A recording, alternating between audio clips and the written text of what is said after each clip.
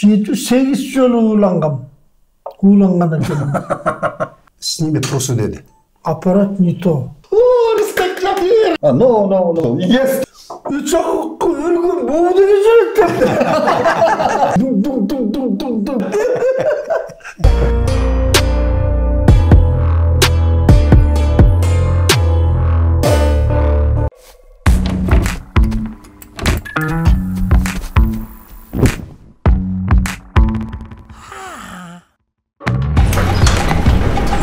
Aviasales. Arzan aviabiletlerdi ıldan izle. Ben az esime gelip odatta var. Temir Gümendör'dü görgende biz Temir ошондо 96-жылдар болсо керек. 97-98 точно эстедим. Темир айтып калды, мен Бондук деген кинону тартам деп атам. Тартам деп сен мага продюсер болду. Кайда продюсерлер тиги? Атайын жаштам. Агурсо Гүмендөргө натайт нарындан эле экөө иштешип жүрүп анан. А мен билбейм, тааныбайм. Баягы тааныйм дечи, тааныша элекпиз. Анан акыры көндүрдү, анан макул эми чогуу акча издейли да жүрөм Гүмендөргө барып тааныш баягы сүйлөшөлөр.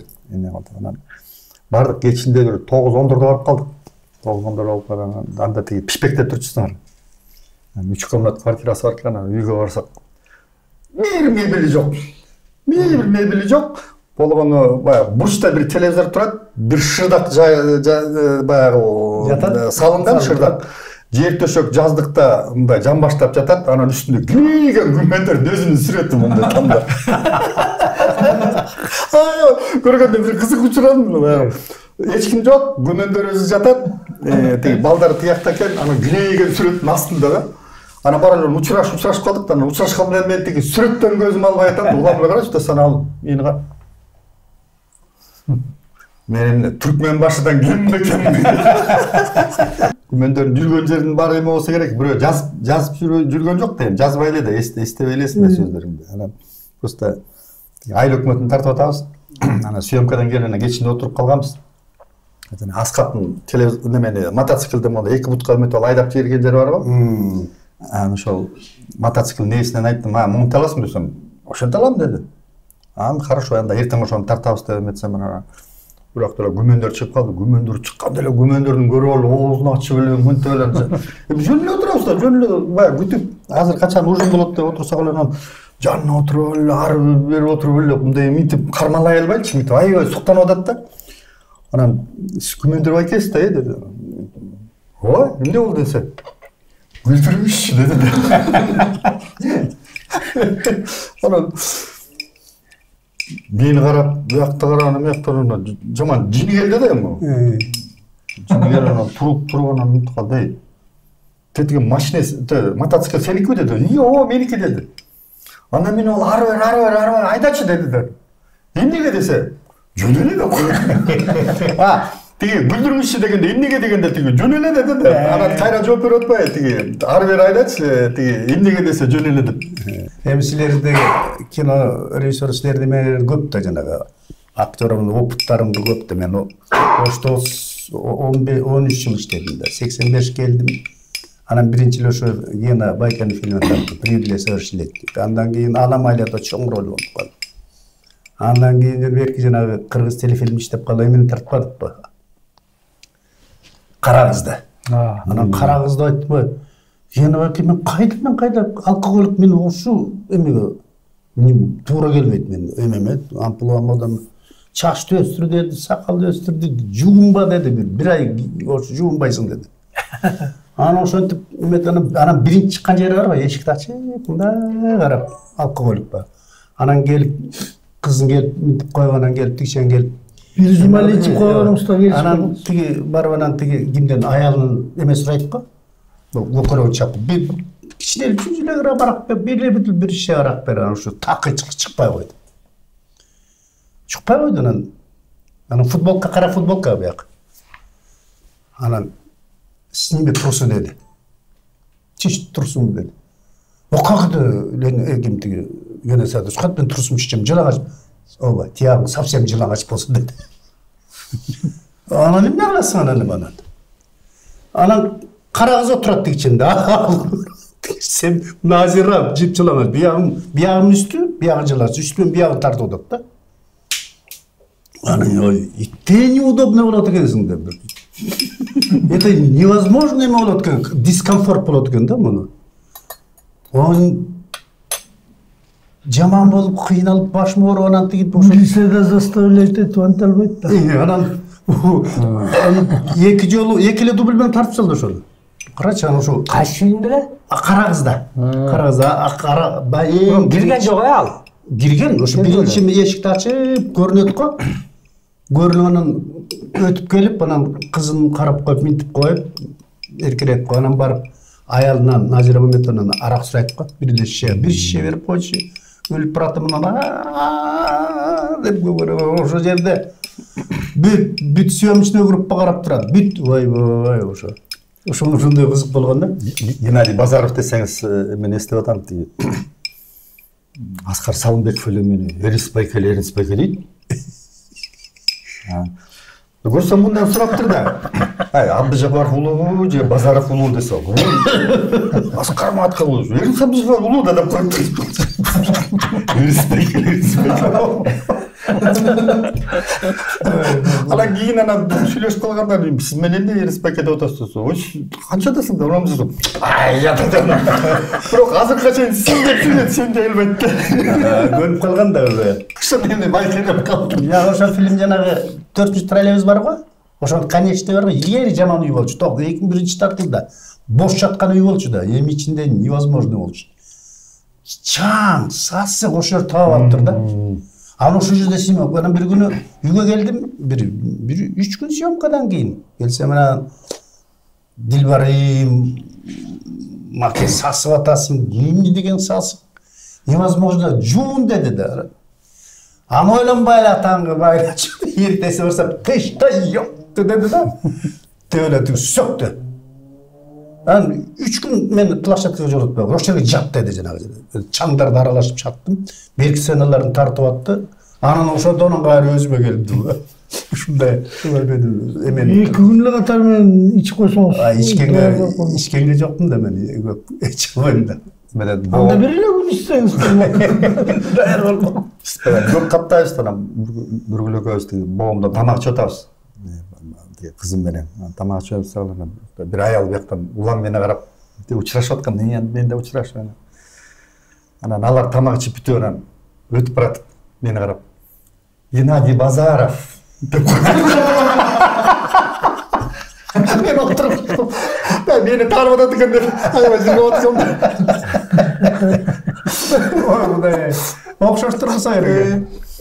Андан да Караколдон Шабданды тартабыз деп выборнаторго барсак, анан бир эски зданиядан кирип эметсек, ал эмеке училище экен.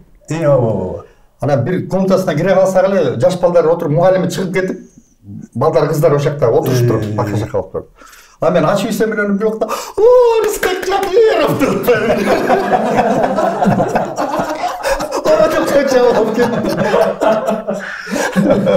Жа бир Ханума деген спектакль болот, анан бир күнү мендер айтылар ойнойт. А биз болсо монтировщикпиз да. Жытымы болгондо, караңгы болгондо көп болсо бир 30-40 секунд болот. Бүттү. Ошол убакта декорацияны алмаштырган куспейт этишиң керек да. Анан ал жерде 3 бак бар да, мындай. Анан ал бактарды мындай стакан деп коет. Конгон. Ошого ар бир бакты келип сайышың керек да. Анан бирөө кичинекей, бирөө мындай аргандай да. Анан ажыкыстан тиги Зарылбек бактарды алмаштырып коюп турат. Ой ата. Анан ал мен баягы өзүмдүн багымды кармап даярдап турам да. Бирок чото доонураак да.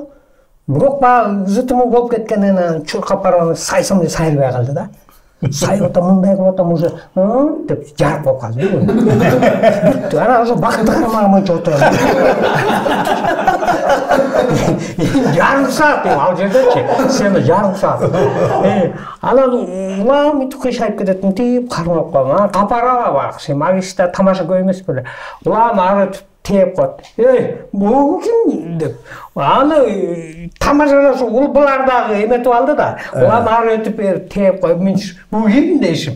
Мен болсом ошол жерде жарым саат кармап отурдум ошо бактычы. Бир жолу эме болуп калды. Гастролда спектакль деген концертте. Анан аккордеон ошонун аркасында турган. Bir montajcı bala döşöge jap, anam sahnadagı stol birdemelerdi alıp, an konsertke derdip elder kiyingi çekti bir. Aşıp geçse bir 5 minut jabıl anan konsert adeli başlattı. Akordeon men tartып berem. Bilmem tar stage'de karasak, koşogan jölöp ketken eken akordeon çalkasынан düşüp, bastar büt içine girip ketti. Tabii ya, bastar. Atıyordken menen arkasını açıp, anan çukulap atam, kayısın sığayakta ekeni belgisiz çıkarıp atam, kolman gelişince bolboy atam. Tabii ya, minseğil angıldaydı. Anam bayağı ışkılıklarının joktuğunda angıldabasın dep mintip koyup durup, gayra bir kitki çekti. Sarıyıptı. Uzakıra ıstap komus menen salamdaşçı da. Düşava. Demeydi uzak sosup jatıp algan deme öçöşkürösüp batili bütüp koysa ola. Zurejeni, akılvanı. Suravasa da 3-4'tür dangısta. Dep alırız da vatap. Spet etpeytam. Ekileri yatırgan başkası çöküp ketken. Ekili yatjana жалгыстан ойнола турган. Ойнола основной үндөрү. Беркилери аккорддору бүт ичинде анам. Кайра жапкан астам жетишпей калып кийинки набы өтөт экен Чынара да анам Калбекова.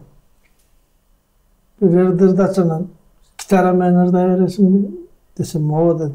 Мехди атчотканын birine verip bekite ver arkasını. Dep koyup sahnaya çıkıp git gitara menen. Dan da da da da da da da da degen sen de maga da da degen nüzbolçu da. Oşonun ayağın keltip duran akord bassam ele. Baş kobongo salıp alıp ele başlasam.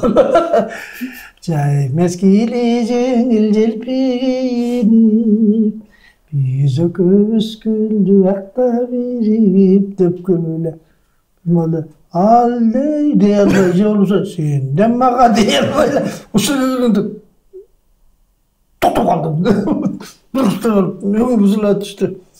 Hani ikinci kübretim da istetip içine terip çektim. Kayra kort bassam bile. Kayrayla bayağı düştü dağı bayağı jerge girdiğinde tutu kalıp ulan bile. Senden mağa deyir. Sahnanın arkasında kırılıp gülüp atsın. Anar oşet oturun, anı bitti. Ne olup gitti degen deyim meni karap usuntup koydum. Çınara degen, dağı bir Sadırbayeva degen alparuçu bolçu da. Ageste her birinin çıkıp aytıp, avtorunu aytıp, anan gayra girip turçudan. Al dağı çıkıp girasa, bayağı bala, akordeonu kullatkan bala, lesisadan jolup koyup, etegin basıp alıp durup, bayağı koş etek bonday koynak da, artiskaynak. Al momçalık sera ayrılıp kettir de bir butu ağa ilinip kalıptır. Anan al çıkıp geliyor öyle, momtu atı öyle, butun görüp alıp öyle, ahaha de öyle ayıtpayla gülüp alıp çıkıp et kaldık ayra. O göz kalıp kaldık mı söyle adam, özün ayt desem. Üşen bir küyüp biri eleş de ayıttı.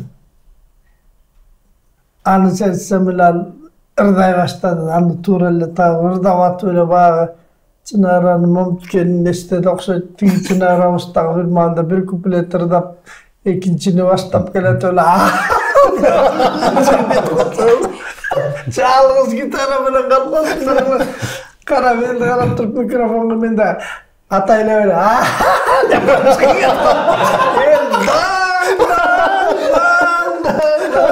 Atayla öyle yok kaldım.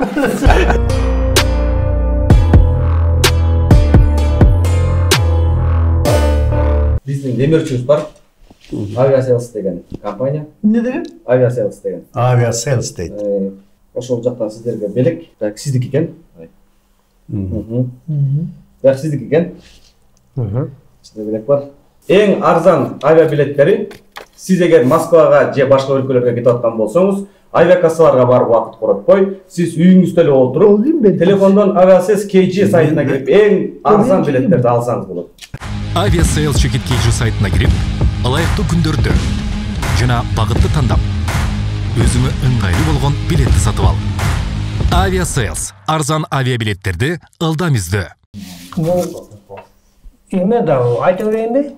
Айта берсең. Биздин кыргыз киносунда эң чоң сыйлык ушуну Таллинден алдык. Кыргыз киносунун тарыхында эң чоң сыйлык ушу Гран-при. Таллинде Гран-при. Ошон үчүн Ошол жакта окуялар болсо. Анан мен муну күткөн деле эмесмин да мындай сыйлык алам депчи. Алдынан журналисттер телевидениеден тияктан келет да. Анан күтүп атат дегенде акырын жандарынан өтүп кетем да мен уже Таллинди көргүм келди да. Ошол буяка эме болгон жок. Мындай деле көп деле окуя болгон жок. Анткени бул жерде 3 күнгө жолду төлөп беришти. Мен приз алам деп ойлогом. Буяка келгендин эртеси кайра чакырып атпа. Фракты кийип кел, бабочканы кийип кел, срочно биз эмеге чалып атабыз посольствого. Бүт эмеге эметебиз. Кайра келгениң сразу ачат, жолду төлөп беребиз. Алтын шум болуп калды. Анан ошентип бара албай калдым, тилекке каршы. Бул жанагы мени бир балдар Азия Молдон чакырган мындан январда го дейм. Анан ой менин ушу модельер болуп. Ой мен караганда модельер кылым деп аласыздар. Десем анан тартышты. 1 саат түштүм. Анан ошо бул аял бир модель кыз экен. Отурган мен деле мен өзүм эле тартат экен дегем. Анан бир маалда ушул аял деле бирөөлө гримдеп аткан. Сурулдатып бере. Кыз экен көрсө, кызы да модель экен да. Анан ошо бир 4-5 вариант тарткан анан ошо. Жазуу үстүндө да. Күмөндөр агайга Aviasales урматтуу Aviasales компаниясынан баштан өткөн. Советский конверттер турбайбы? Бизде чөп тапкан. Каяктан табылды? Бир немеде бар экен. Бир магазин, антикварный магазин бар. Антикварный магазиндер бар. Бул эме экен жанагы Маракештен главный приз алган Моника Белуччи тапшырып атат да. Ошондо айтып бересиз да андай. Неме болуп калды? Удаа болуп калды. Биз Швейцариядан болду фестиваль. Анан Швейцариядан немеге ошо Маракешке неме аркылуу Касабланка аркылуу неме менен перелет менен кылыш керек болчу. Анан андан чыгып алып, кайра Белоруссияда Минскке листопадка катыштык да, ошо айыл өкмөт менен. Анан приключение менен эле башталды. Аэропорттон биз Королевская авиалиния деген тиги Марокконун самолетуна отурдук. Эски бир жүдөгөн самолет экен. Анан отуруп барып баягы кыймылдаганда эле калдырап титиреп барып анан разгоновлоктор резко тормозду иттетти баягы. Чечесинде эмечи. Тормоз кийип кайра бурулуп келип токтоп баарыбыз чүрүп салды. Эмеге аэропортко отуруп атат. Анан терезеден көрүп атат, карасак бирдемесин ачып бузулуп калыптыр самолет учуп бараткандачы. Учкан атканда эмесин оңдоп атышат да жанагы туй жок экен. Аман эсен жетсек экенбиз деп. Ана бир 2-3 саат оңдоп анан чыгып мына Касабланкага учуп келдик. Касабланкадан Маракешке самолет уже учуп кетти. Кечигип калдык. Аякта эме экен. Алар полностью же французча же арабча сүйлөшөт экен. Мен кичине англисче сүйлөйм, французча вообще билбейсиң да. Анан баягы биз менен топ менен түшкөн артынан алар каяка чуркаса мен ошолор менен чуркап анан жүрүп алдым. Баягы жоголуп кетпейин депчи. Ар чуркап атышат, кыйкырышып атышат. Анан бир убакта самолет эртеси болот экен. Анан жок, бүт менен кетебиз дегенде анан бир автобус беришти. Автобус берип анан автобуска түштүк. Калдырап шалдырап баягы Марокконун ичинде кетип баратабыз. Баягы бир жерден барып тамак иштик. Анан бир таңкы саат бир 5-терде го, таңкы саат 5-терде анан жанагы эмеге келип анан бир жерден чүрүп салды баарыбызды. Баарыбызды чүрүп эле эметкенден кийин баягы такси алып эле кетип атышат. Анан тыйыным деле жок, бирок бирке баягы эмеге аэропортко тамак ичкенге деп алып алгам, анан долларлар бар болчу. 30-20 долларым бар да. Анан бир таксини тоссом. Анан сүйлөй албайм, түшүнбөйт. Анан гостиницаны жана пригласительный гостиницаны көрсөтөм, момдай деп эметсем эле $100 деди. No деп чалкаман кеттим, анан ал кетти. Экинчисин тостум, анан мун көрсөтсөм анан $50 деди. Анан жок дедим. Алганча 50 $50. Ana yok dedim. Nepteyim geç gerek. Telefon yok, til bilmeyim. Ana biroqtana daire taksi dostum birden görsetsem $5 dedi, $5. Yes dedim. Ana mınday da burulup paralı. Burçta kendime gazetten yanında turup $5. Oşoga жетip алып анан кирсе ошо $5 башталды. Жанагы 5 деген сан. $5 кирдим. Номерим 155 номер экен. 155 номерге кирдим. Аны деле байкагам жок, анан кийин эметтим да. Анан эртеси чыкса эле анан каталогду берди. Каталогду карап эметип карасам 5-фестиваль экен. Сан 5-фестиваль экен. Анан Mobile приз алтын жылдыз экен. 5 эмес. 5 жылдыз деген аты өзү 5 жылдыз экен. Алтын 5 жылдыз деген экен. Анан каталогдун ичин карап эметип калсам, Bu kaç kilo? Айлык өтү. Анан каталогду эметип карасам 15 ноябрда 15:00 көрсөтүлөт экен. Анан ошону эметкенде анан айттым да, бул бекер эмес дедим да, бекер эмес. Бул Кудайдын бир буйругу. Мен гран-при алам дедим да. Анан гран-при 5 жыл сом тарттың анан. Анан баягы күтүп отурам эме жанагы 15 кинону дүйнө жүзүнөн чогултуп ал, аны көрсөтүп атышты. 15 кинону чогултуп тур. Анан бул Мухаммед 5-чи ошондой король экен. Король. Анан өзү кабыл алып аны менен учурашып, королевский эмеге ужундарга катышып, анан бул жанагы Мароккону даңазалайм деп бир француз компаниясына берген экен, акчаны бар, ошолор уюштурушат экен. Анан эң мыкты 15 кинону чогултуп алып көрсөтүштү. Каракаста да. Маракеш, Марокко столицасында. Анан баягы уже финал келди. Финал келгенден кийин анан баягы спецприз берди, мужской роль, женский роль, лучший режиссерго берди, француз алды. Анан гран-при деп турган айыл өкмөтүн айтканда анан чыктым. Анан эми чыкканда муну мен тааныбайт экенмин. Моника Бештайнберг ким экенин кайдан билем? Мага гран-при болду да, анан барып эле бир кыз тапшырып атканда аны билгенде өп койбойт. Өп койдум билбей туруп. Билсем өпмө эмесмин. Аптарып. Бар туруп бетинен өп койдум, алмай урушат деп. Анан чыгып алып. Көрсө ошондон эметен Fashion TV-ден көрсөтүшүптүр. Fashion TV гелер менен Асол Молдокматова сразу чыкырды. Аны дептим. Аны өлө жүрөбүз, аны эчтеке эмес. Kesken sayın ölçüyorsun. Aran gülol, ты Моника Белуччи, ты целовала, она более мен айтып отам да, кой тур, цел Моника. Мына мен гран-приде өзүмдү айтсам, нет, Моника Белуччи делишип бар эле. Андан кийин ана бул ким экен деп анан немени карап отурсам, көрсө Голливудтун аябай чоң звездасы экен да. Итальянский актриса. Анан ошентип мына ушу сүрөтүн салышты. Ким менен көп ойногон? Мен де ошондой сүрөттөрүмө салып койсоң болмок экен. Кайсак интернеттен ошо топтогон Көсөгө чоң ойноду да эмес тиги. Бул деген Анарбек Сардарбеков деген бул гитара кармаган. Чубак Сатаев. Үчөөбүз экенбиз Дворец спортто концерттин убагында түшкөн болушубуз керек эле. Эми чубактар менен жүргөн кезде биз мен нарындан келем концертке.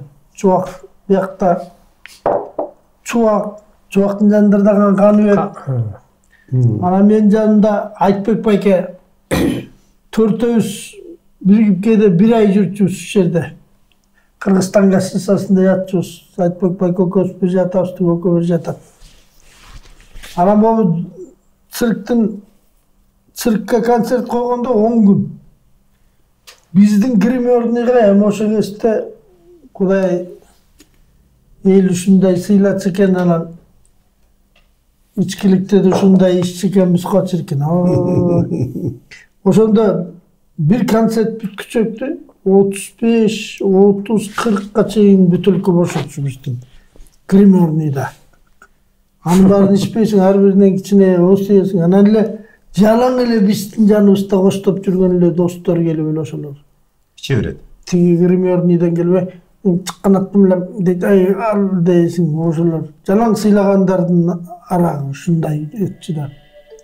Анан биздин жаныбызга төртөөбүздүн комнатка биздин Emege grimörniga göptörü dağıp kire alçı emes men mындай эле мактанып койчу.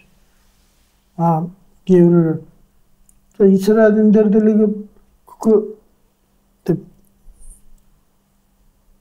чыгам чорлалчы деп кээ бирөө ушинтип турчу. Мунун баары өткөн кез тарыхта.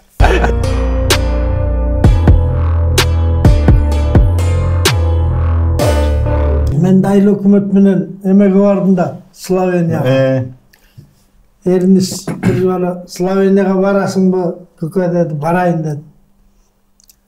Анан визаны Москвадан албай болдум, сүйлөштүк, могул адреске барасың. Анан бир вопрос, жол кире $1,500 өзүң тапсаң барары менен тилер төлөп берет деди. Болуптур деп $1,500 камдадым дагы битке Москвага барчу тийимди, анан ары бери жүрчү битке тийимди алып алып бардым. 2 күн эрте бардым, кыйраткансып. Дем алыш күнгө туш келип калыптыр баары бир. Биринчи күнү эмеге бардым. Виза аччу жерге барсам, эме керек дейт. Жанагы страховой полис боюнча $30,000 страховой полис. Жа арзан эле турат. Жок, арзан эле турат экен. Мен адегенде $30,000 $30,000 кактап тапкан. Барбай калдым деп ойлодум. Ойлоп келесем бир орус айыл. Вам страховой полис нужно? Да, десем. Мы поможем, анда дейт. Сколько стоит? 5,000 рубль деп мен айтты. 5,000 рубльга жазып беребиз. На какой эме деди, сумма деди. Анан на $30,000 десе, давайте деди. Жасап беребиз деди. Сразу ошол жерден эле $30,000 деп туруп эле баасын коюп. Фамилиям эме туруп ошол бүт оформление экен бүт баарын дайыптар экен бер. Бул жарайбы да, годится десем, конечно деди. Илим берлишүүнү толот деди. Ана көрсө ал $30,000 суммасына деген менен асыл акча алынат экен алчы. Анан анысын алдым, визаны алдым.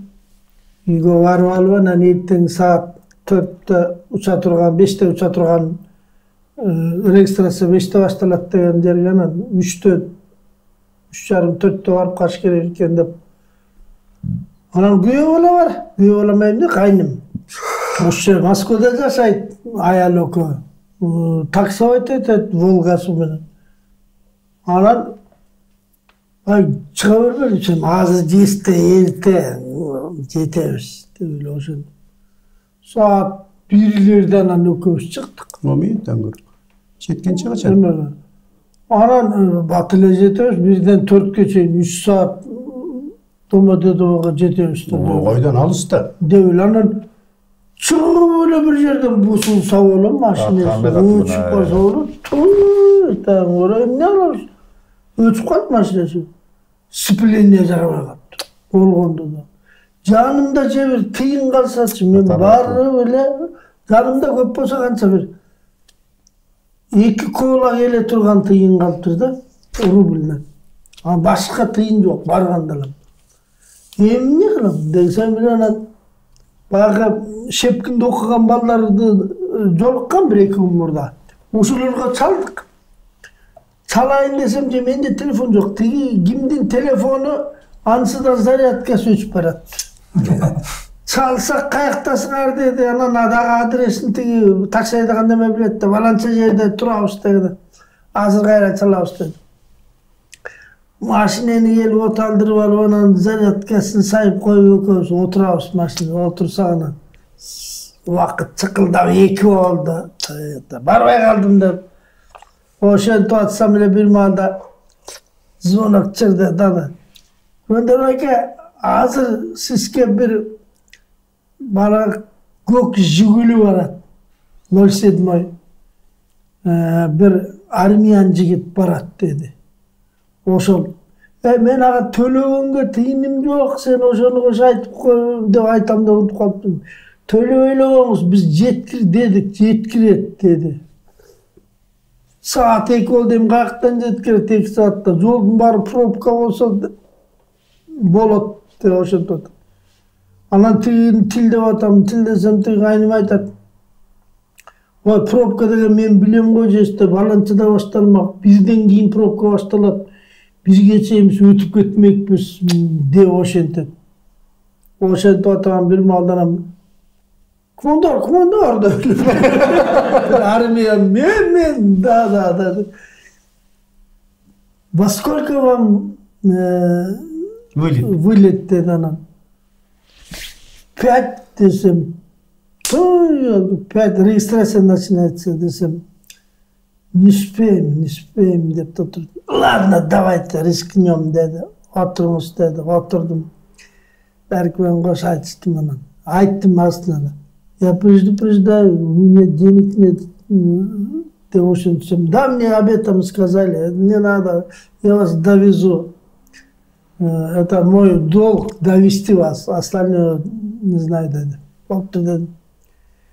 Эренген дуурлорго кирет, камоктордун артына аллеяга салат. Жаман айдайт экен да жанагы балачы. Армиян. Ошентип отуруп, пробкалардан чыгып отуруп анан. Saat 4'e 10 minut kalganda, 5'e 10 minut kalganda жеткирди, регистрация 10 minut kalganda. Кыйын экен да. Кыйын экен. Барып жеткирди, көп деле сумкам жок да. Бир чоң сумкам бар, аны жоңго ийилдим дагы чуркадым, кирдим. Кирип эле бир эмеден сурасам эле бирден буякта деди. Барсам эле Словения деп эле анан буякта деп көрүнүп турупту. Анан кирип бардым. Регистрациядан өттүм, dedim. Зал ожиданияга кирдим. Кирсем эле анан суусап, багы жанымдагы акыркы тыйыныма кирип кола десем, эки өтөлкө мынчалык кичинекей коладан өкө келет экен. Эң акыркы рубльма.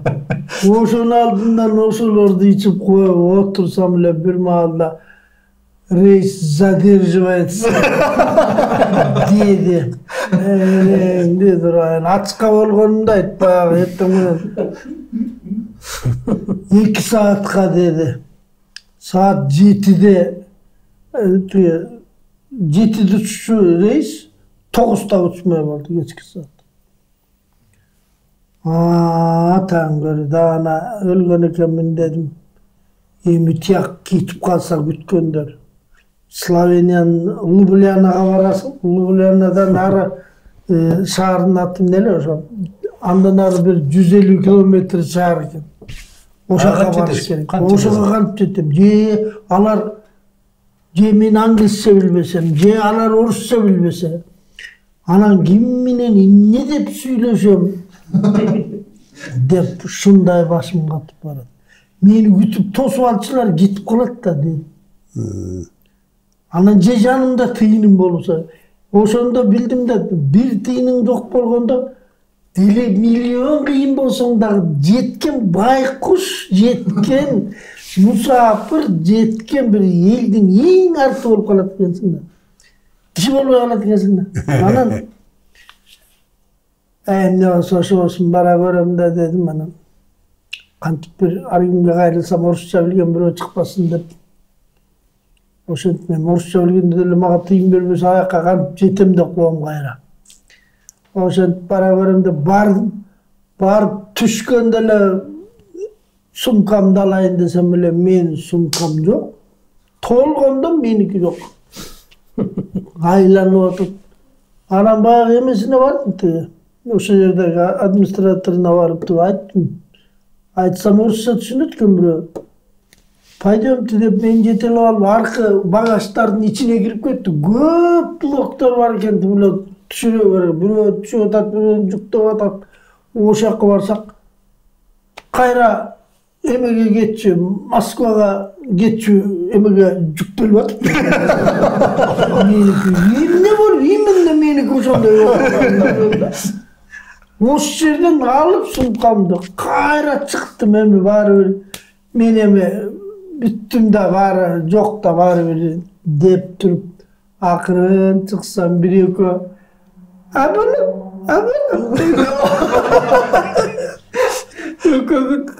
Ооба dedim. Daha desem bile bir orus söyletken. Biri şoför iken iki kız. Biri şoför iken, biri periodçusu iken. Bolgon azerde 3-cü jolku festival iken, oşonun üçün ayaқты tengin alбай, köp жактан барбай коюшуптур. Mozambikten geliptir, Argentinadan, Braziliyadan geliptir. Ana janagı Amerikadagı kimdin balası eken. Карасаң аттарын унутуп берем деген. Режиссер. Ошонун баласы жайдын ак жайдын күнү кожаный аст үстү менен кийип алыптыр, куртка менен, очки, козелеги бар, ачылма мындай. Başı çaçı uzun, mulutu onday. Жанагы жалаң детективтерди тапкан режиссер бар эмеспи? Жок. Таңдары. Ошонун баласы экен. Ошолор. Анан келбилер мени ошол жерден алып кетти. Орусча билет экен анан. Казактардан болгону орусча сүйлөгөндөрдөн бир казак жигит бар. Жетирүү деген. Жаныбек. Ошол экөөбүз маңдай теске жаттык. Кичиреке мындай жаныбек. Эки шопур, экөө тең кыз. Алмак салмак чөрезден. Анан эки переводчик бар. Бирөө кыз, бирөө эркек. Алмак салмак чөрезден. Бир машина Citroen деген бизге бекилген экөөбүзгө. Каалаган жагы кино просмотр көргүн келбесе, бир жолу мен айтып койдум, аккордеон карап коюш керек эле, бул ишин издесем, интернеттен карап койдук, барып келбейлик, да десек. 200-300 километрге чейин барып келдик. Акы май корот десем, фестиваль төлөйт. Бияқта жаткан демне просмотрда жүрдүп, фестиваль ойнотуп келдим. Ошентип, анан барарым менен баягы акчамды берди да, $1,500 бергенде эч кимден коркпой калдым. Баягы байкуш болгон жаным барарым менен алгандан эске чыкканда кимиңер барсың? Мондай болуп калат экенсиң. Любой жерде.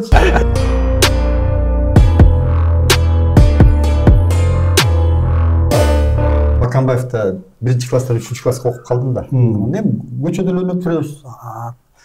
Анда ал кезде үйгө кир, ана тиги бу, ана чай ич деген вообще болчу эмес да. Курсаңга чыгып болсо нандан күшөп алып эле эшикте ойноп жүрөсүң. Анан бир жолу ойноп жүрүп айтып калды, музыкальный школа ачылды, жаңы курулуп, жаңы ачылды. Анан балдар кирип атат деп эле, кычыраган балдар кирип атат. Анан экөөбүз кошуна болуп, жүрүңүз деле жазылып алабыз деп барона. Жазылып алдык. Ал аккордеонго жазылды, мен фортепианоға жазылып алдым. Анан фортепиано жазып алгандан бир эжей эми баягы слухум бар болсо керек, баягы эметкенде эле сразу кармап калып эле анан фамилиямды киргизип окутуп кирди. Ата-энем билбейт. А мен музыкальный школда окуп атам. Анан бир пьесаны ошолдо эстесем, ошо Бетховендин бир кичинекей бир миниатюра пьесасын берди. Анан гамманы үйрөттү, ноябрга чейин окудук, анан ошо пьесаны жаттап алдым. Анан айтып калдым, бүттү, сен немеге чейрекке концертке эмес, ата-энеңди чакыр, чейректе чоң концерт болот. Ошондо ойнойсуң деди. Ошону ойнойсуң деди. Анан макул деп, анан үйгө барып келип айттым, эртең неме родительский собранияга чакырып атат, экөөңөр да келгиле деп атат, концерт болот дегенде. Эмне концерт деп, мен музыкальный. Каяктагы музыкальный школа? Ой, мен сентябрдан бери окуп атам. Я деп анан таң калып койгон, барышты. Айтпай отурсаң бармак. Анда барышмак эмес да. Анан ата-энелери билгендин баары балдардын бүт барат, татнакай жанагы форма кийгизип, ак көйлөк, неме жуунтуп баштарын жууп атат. Мен көчөдө ойноп жүрүп эле кирип кеттим, баягы спортивный ботала-шотала болупчу көчөдө. Киргенден кийин деле анан баягы мени объявлять этишти. Биякта ата-энелердин баары отурат. Мен ата-энемдин эле таң калып отурушат, монтупчу анан объявлять этти. Эрнест Абдужапаров, Бетховен, пьеса деп өмөтсөлөр баягы чыгып анан карасам эле баягы мен үйрөнгөн клавиша жок. А тиги биз окуп аткан сабактын ичинде оңой болсун деп жанагы карандаш менен до, ре, ми, фа, соль деп жазып коюптур да, бүт барын, бүт октавалардын барынчы. Анан баягы ошого доого карата мен клавишаны эмес, баягы жазуулар менен жаттаптырмын да. Карасам баягы жазуулар жок, таптаза, жана карана агала болуп эле туруп турат. Анан баштай берди. Анан айттым, эже доосу мына турбай деле колумду койду. Ал колумду койгондон кийин баягы жазуулар жок, мен кантип ойнойм? Таза болуп турабы? Анан уже уят болуп атабыз да. Эже уят болуп атат. Ага неме болот да, жанагы директордун көзүнчө окуучусу ойной албай атса минус болот да. Анан бул убакта анан элине осошун баягы басканым эсимде да. Анан немени караган жокмун. Каягы до, каягы фа, анан урдурдум анан баягы. Импровизация на тему Бетховен болду да. Эже пычып колумду чылдырат, мен колумду тартып алып өзүм анан баягы кол чаап. Мен баягы уялганыман кеттим. Үйгө келсем атерем мени ой Бетховенди улуз Бетховен чыртат деп каажы мактанып түштү. Мен уялганым ошондой чытап барбай койдум. Ошондо сен каяктыксың деги, жумгалдыкпы же тоңдукпу? Мен куштук. Бир туруп жумгалда жүргөнүңдү айтасың, бир туруп бошто жүргөнүңдү айтасың. Негизи Фрунзеде төрөлгөм. Между прочим. Ата-энем студенттик кезде төрөлгөн. Турбайсың ба? Анан чоң энем алып кеткен мени. Апам ооруп, чоң энем жумгалга алып кетти. Ошо жумгалда чоңойгом негизи. Келип кетип чоңойгом да. Мен кушку жумгал.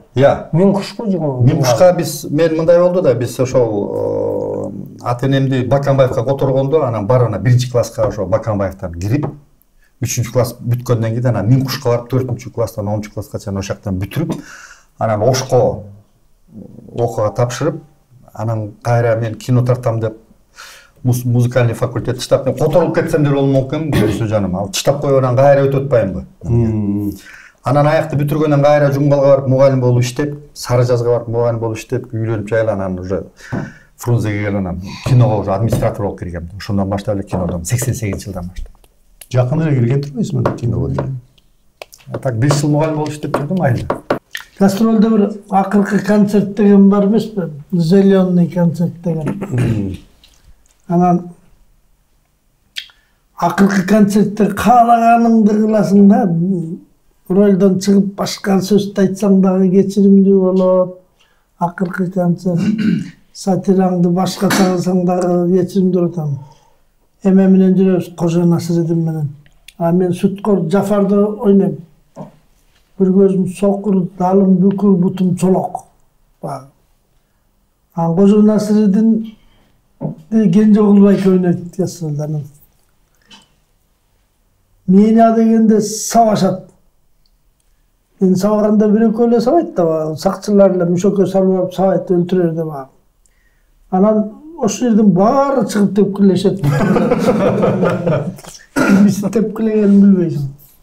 Müşöktün içine uzanmayı mı bilirsin sen? Müşöktün içine anan suğa salıp iyiydi olup ben öyle andan keyin men jokmун da sahnada. Anan Genco Kulbay Kожо Насыридин колго түшүп анан Кожо Насыридинди тепкилешет да. Ошол жерден мен деле кошо чыгып алып кайра тепкилейт.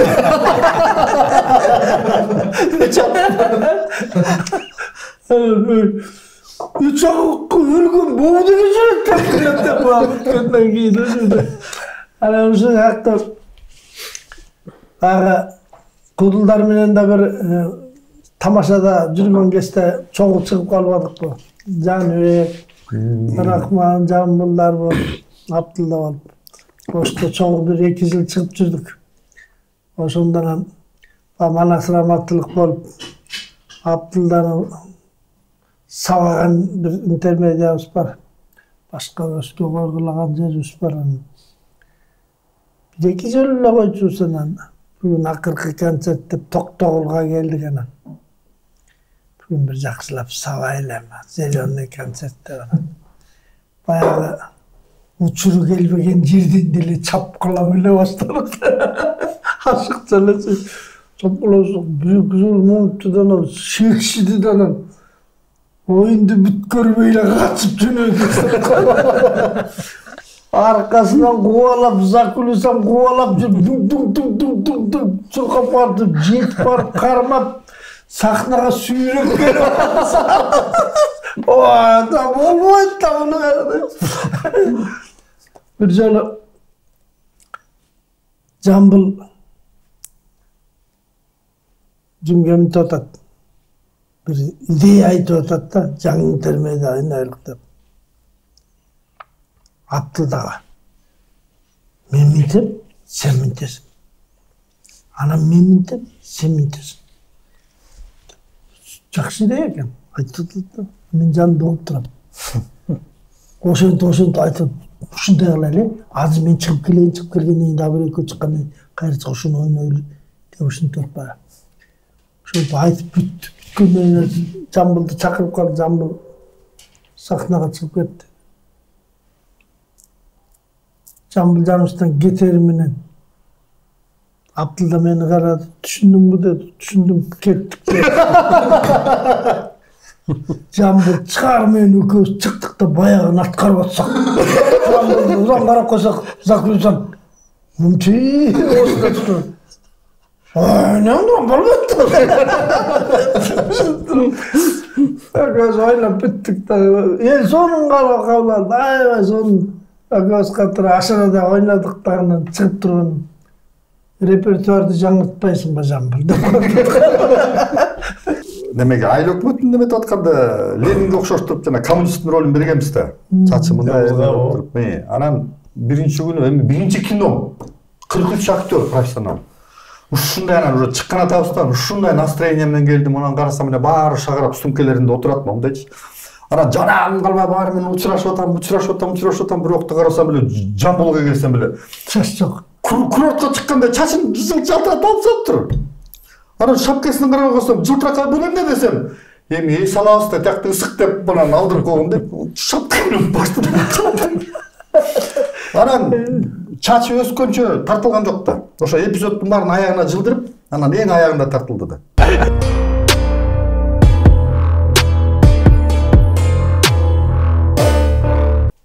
Жети 8 жолу ууланган экен. Тамагы жаман дегендей. Кекиттиги жаман деп. Мен 2 жашымда жанагы уумай деп койчу эмес беле, солярка. Самауыр тамса турган эшиктин алдында кружкада турган солярканы ичип коюп турмун. Туята. Итим ысып өлүп кала баштап турмун, ичим өтүп. Анан жана эртеси анан ичим өткөндө жалаң аппак болуп жанагы аскарida. Чыгат ошондо баары түшөт да. Анан кийин чүчөгөм экенин билбейм. Эстете албайм да. Баары түшөт турбайбы? Бүтүрүп турду.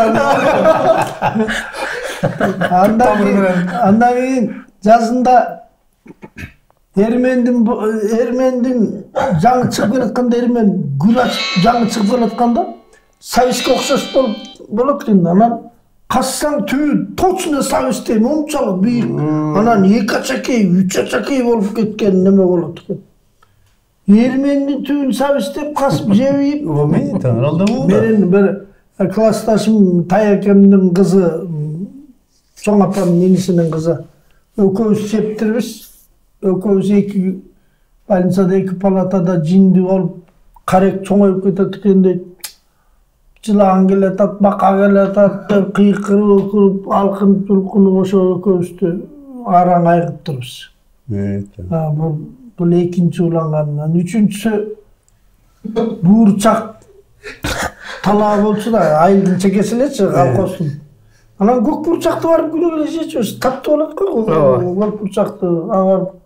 Анан бир күн эч ким жок, анан жалгыз эле барып жейм деп кетип калып турмун да, анан жок эмишмин, анан издесе мен жатат эмишмин да. Көрсө бир күн мурда чегирткеге карата самолет андоо менен үрүсө. Чегирткелер жатат дейт, арасында чоң чегиртке. Жатат эмиш. Менен бурчак жеп алып. Бурчак жеп алып. Анан дагы бир уланганым апийимде кырчыда, апаларым санат. Мага, момуну жебегинин деп жанагы сыртында катып калган сүтү карап калган. Ошону жебегинин өлөсүң десе мен кичине эле жейм да. Мындай жеп коюп турдум да, ал чоң наркомандын чоң дозасы экен. Анан анда да эле сага жатып чыгып айыктым. Анан кум шекер куланып көрдүңөрбү? Эми бир мешок жеш. Кум шекерсиз чай ичмесмин да. Кум шекерсиз таттуусуз үйдөн чай ичмесмин. Учкун ортосунда сай бар, мектепте. Анан үйдө кум шекер жок калганда тайкемдин үйүнө кетип калчумун. Апам да учкундан да тайкемдин үйүнө кетип калчумун да, мектептен эртеси келип инилериме жолугуп сурачумун, "Эй, кум шекер алдың?" Жок десе кайра кетип калчумун. "Ооба десе кетчим" деп. Ушундай болчумун да эле. Чайды деле ичмесмин. Сабакка кетерде бул жерде кум шекер турабы? Üstüne sudan kuyup durup, nam menen ilip jep durup, nangashıp ap jep durup, sudan içip koyup ketip kaçım. Şunday bolчумун. Anan kum şekeri şunday jakşı көргөн жаным bir жолу Куланакка келип 12 километрде анан Агеста Шебенка жол. Çöpten иштеген айлыкты алганы келип анан кеч болуп калганан bir машина kum şeker түшүрүп атат да магазинге. Анан болгула, учкун магазин жабылып калат деген угуп калдыктан аны. Байке учкунга кетесизби? Ооба дедим. Ала өтүңүзчү деп ошентип. Агеста автобус каттабайт анан. Түшкөлөдө анан бортко түшүп туруп, бир мешокти жыккыла деп жыгып турган. Отуруспай үстүнө. Отуруп алгыла деди анан. Тике турган мешоктордун бир мешок жыгып алып жөлөнүп отуруп кум шекер машина экенин билдик. Азыр кум шекер жейбиз эле мыксык иштеп атам. Bir presini aldığından maşineciler menen sayıp takkandalı monday alat işte.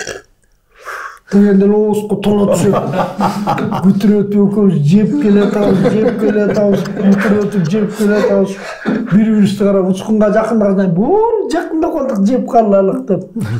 Bir joktun burçu monday bolup şeyler kaldı.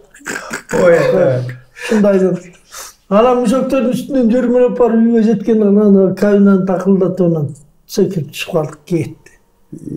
Үйгө келип чоң апам кырак киши болчу. Мени такай ууланганымды ошо киши көрүнүп калганда сырымды билет да. Келип экөөбүз отуруп багы таптууну кан коюлуп анан эметет турбай анан Кан жүрбөй калат да. Көргөндө көзү көрүнүп калса эмне жегилет. Kum şekeri emne болгон kum şeker? Каякта kum şeker? Kum şeker тарткан машина менен келдик. Көргөн ошондон бери тапкан жеп саткан. Чоңчуну менен сүттен алып келтирип экөөбүзгө берди. Ичкиле тынбай тартып ийгиле деди. Ичип ийдик. Мына лан кусканды көрүп бар тияктан бияктан да кетип атат. Ayağını tükönbey tüleyişim, kımıyla kapırattı balday oldu, ayağını tükönbey. Oşonday köpülandım, bana giyinile gastrolda жүрүп дагы bir samsaga köpülandım, boşta. Maşinemde stoga alıp barıp, станокка подъемникке илип коюп, свет өчүп калыптыр. Оңдоп бүтсө да подъемниктен түшпөй турат, күтүп. Ачык барбана жанында bir самса чайкана бар экен, жаңы самса жасаган. Барсам өзбектен бузулуп бушуп кеткен самсаны ысытып туруп, Кайра сата берет да. Анан бер жакта уксус турат, андан сеп алып турган жегенден ачып кеткенде менин үстүнө уксус сепкенде уксустай эле болуп калат экен. Анан деп атып жеп салып турмун эки. Ошондо жаман катуу отравленияны катуу экен ошондон. Скорый кечинде спектакль башталарда кусуп ийдим. Барып номурга чыгып атып эле. Ушундай резкий кармады. Дыхание жок. Жок болду. Кыскартып, ойноп келип аягында чыгып баратып, скорый дедим. Скорый деле келди. Айтканга үлгүрдүм эме деп. Самса жедим эле деп. Аны айттым да, мен инфаркт менен иштеткем 94-жылы дедим. Доктурлар жүрөгү чыгып калыптыр. мага айтканда инфаркт болдуң, микроинфаркт болгондо инфарктка эң жаманы отравлениядан сак болду дегенде. Анан ошол болуп атпайбы? Анан мен сразу ошону айттым. Дем алыш күнү экен Ошто. Ошо Оштун докторлоруна эң кичекти ыраазымын да ошондо. Түнү менен кардиологу да келди, терапевт келди, токсикологу келди, бүт бар, мурдуман шлангты тыкты, ичиме колтогон 3 литрлик неме менен чоң бачокко растворду, марганцовкаларын сордуп туруп, клизмасы тияктан бияк шундай оперативный. болгон экен, Bir jagынан kan alып атат, bir jagынан бузермен алып, bir jagынан венамен алып атат, bir jagынан капайтып атат. Ушинтип алып калышканда. Ömrüm uzun болот экен. Ошол врачтарга эртең анан концерттин убагында эртеси кайра приглашение бердик. Кечке чейин жаттым. Кечинде аткара аламсың, аткарасыз деди. Түштөн кийин тамак бер, мындай тамак бер деп багы эме кылдым, жеңил тамак ичип албай кечинде келдик экен. Алдыңкы кире толтура врачтар отурат. Анан баягы сокур дүлөй чолокту аткарып атпайбыз үчөөбүз анан. Сокур бул эмне жейт деген, эми көрбөгөн эме жей берет да деген. Жерибиз бар го, ошондо бул эмне жейт деген. Көрбөгөн эме жей берет. Балким самсы жеген. Ачып кеткен самсы жеген го да. Соолот экен. Ачып кеткен отравление болбойт бекенсе. Болсо докторлор бар да. Кирет докторлор бар анан. Ошып кетип атат. Сагылар, бетим бар, өлө жаган.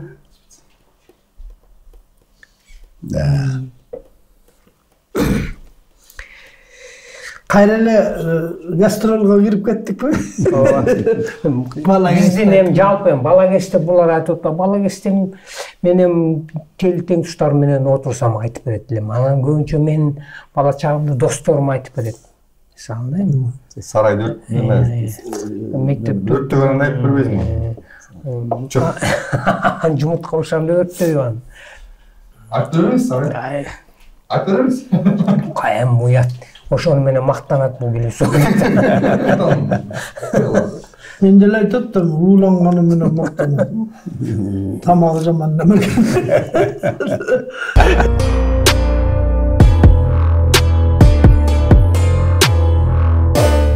Урматтуу баштан өткөн чыгармабыздын көрүүчүлөрү, силерден бизге жардам керек, колдоо керек. Мисалы 5 сом, 10 сом бүгүнкү күндө ашыкча болуп калса, ылдый дагы номер аркылуу бизге баланс кылып ыргытып койсоңор болот. Кээде ушундай мүмкүнчүлүк бар болуп калса. Эмки чыгармаларыбызда биз силердин аты жөнүңөрдү, анан сүрөтүңөрдү чыгарып, анан ыраазычылык жазып чыгарып коебуз. Ошо, чоң рахмат.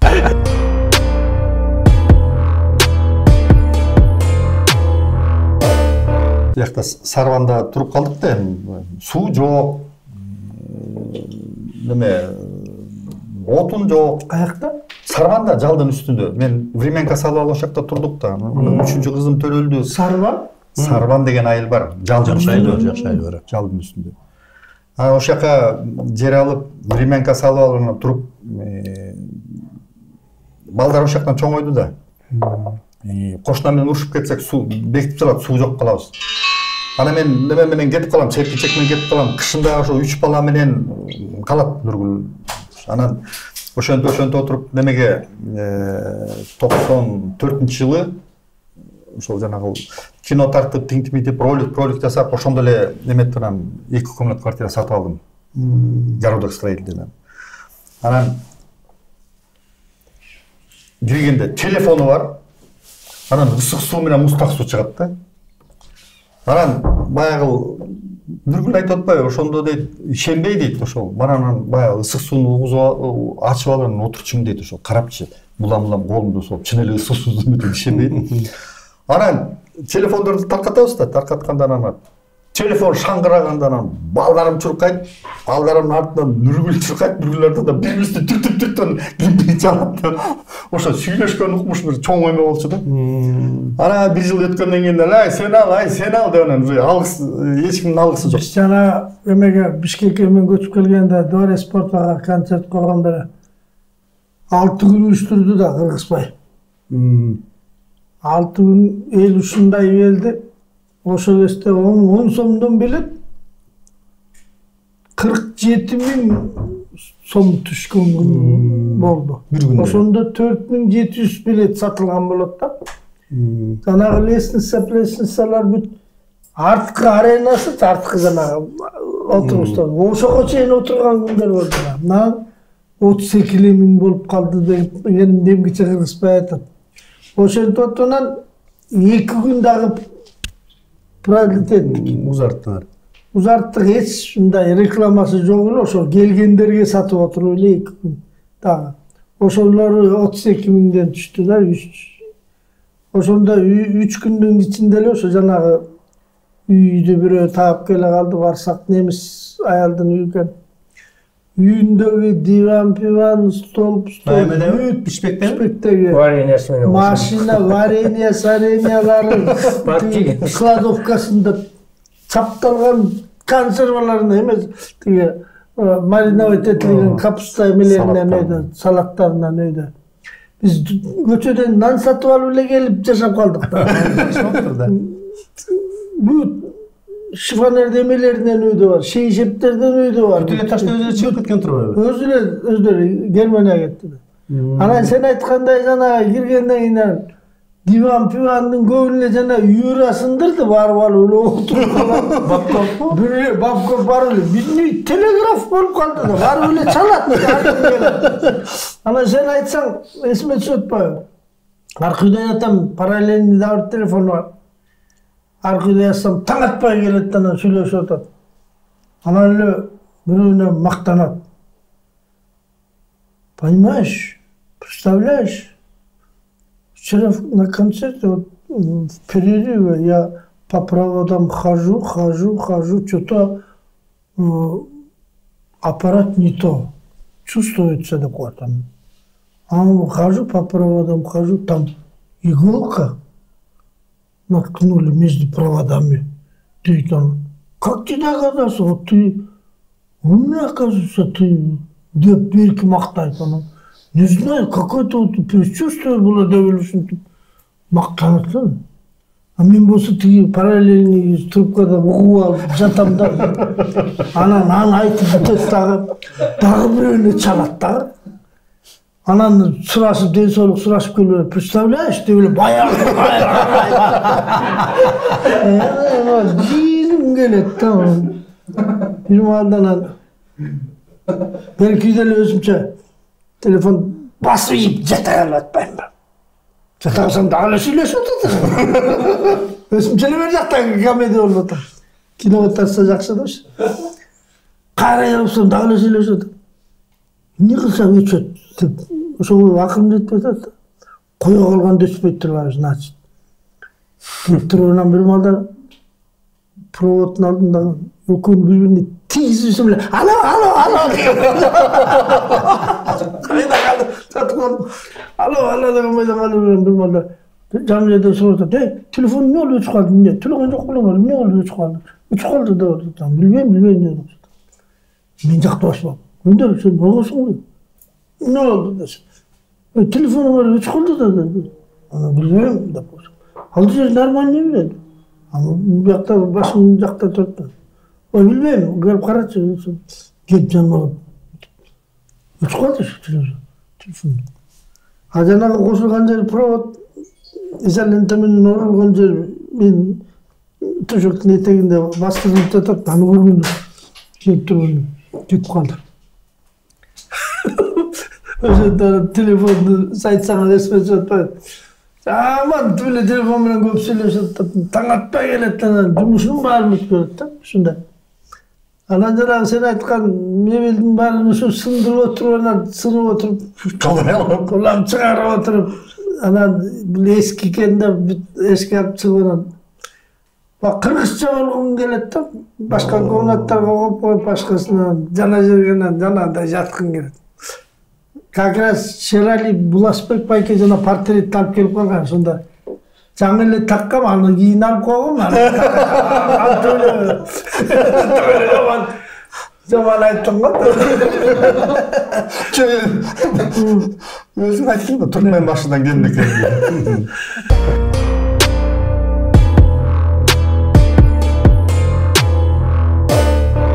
Эми урматтуу Менден бир машина айдап койсоң. Эми урматтуу подписчиктер, урматтуу көрүүчүлөр, урматтуу эл журт. Биздин бүгүнкү маегибиз жакшы болду окшойт, Барат байке. Силерден дагы жакшы лайктарды күтөбүз, жакшы окуяларды жазсаңыздар болот. Керек болсо жакшы сюжеттер жазсаңар, ушул бүгүн бизди алып чыгып аткан жигиттер силердин ошол окуяңарды тартканга жардам берет биринчиден. Анан силерге жакшы сыйлыктар берилиши мүмкүн. Эгер кимдики жакшы болсо, көп өтүмдүү болсо дегендей. Азыркы интернеттин шарты ушундай турбайбы? Ошон үчүн кайдыңар карабагыла. Кимдер болсоңуздар дагы бизге үндөшүп башыңардан өткөн жакшы окуяларды жазып тургула. Подписка Туура айттымбы? Ооба, рахмат. Сонун майк болду.